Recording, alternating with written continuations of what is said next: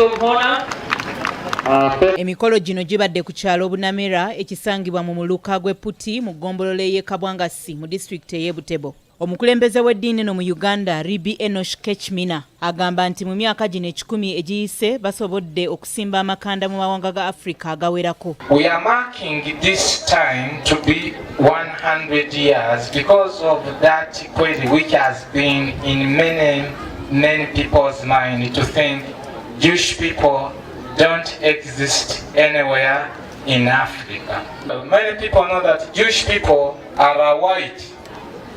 Jewish people don't reflect the black color. Omu ku basoma eddiini eno, Lieutenant Colonel Ilia Wako, ayagala gavumenti nabo ennaku enkulu mu ddiini y'Ekiyudaaya ziteekebwe ku kalenda y'ennaku ez'okuwummula zikuzibwe okufaananako ng'eddiini endala. Gavumenti ebeere ng'emanya nti eri abantu abalenzikiriza eno era ebintu bye babikola bwe bati. So bw'okinyonnyola mukama wo n'omugamba nti ndi mukumi wa Sabbiiti amanya what it means, amanya ekitegeeza.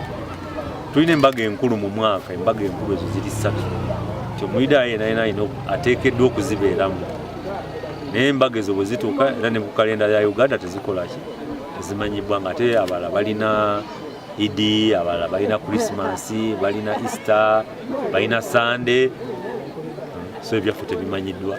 Nga bwe kiri ku ddiini endala eziragiddwa ku biwandiiko ebitongole ebya gavumenti okugeza endagamuntu ne passipooti nabo baagala eddiini yaabwe eragibwe. Abakozi ba gavumenti tugenda mu maofiisi baba bawa empapula z'ojjuzaamu wakati ngaze olwanagenda okufuna identity card yange ey'omulimu naye nga kyate ebimu ku byoteekeddwa okujjuzaamu ly'eddiini ne banoonya eddiini yange mu lisiti nga teririimu ne banteeka mu others abalala naye nga tewoteekako nti abalala olina okukwata okunnyonnyola baani abo abalala kati bwe twateekamu Bayudaaya nga computer table recognizing.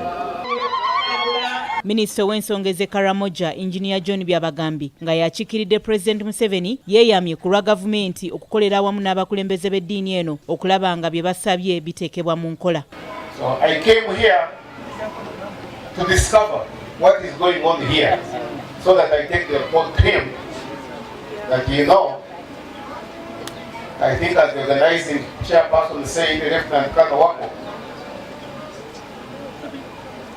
we need to capture Jewish community in our records, to be part of the religions that Uganda has. And that one I will do it religiously. So next time you go for your ndangamuntu or your identity card, they will not categorize you in others, but you will be in the Jewish.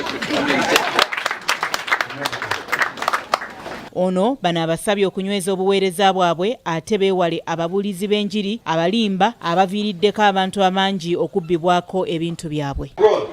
Abalokole bamanyi kujjako batandise ebisambi ez'empisa batandise kutunda omuceeri manyagulohole kiremo batunda emitwalo 10 obububbi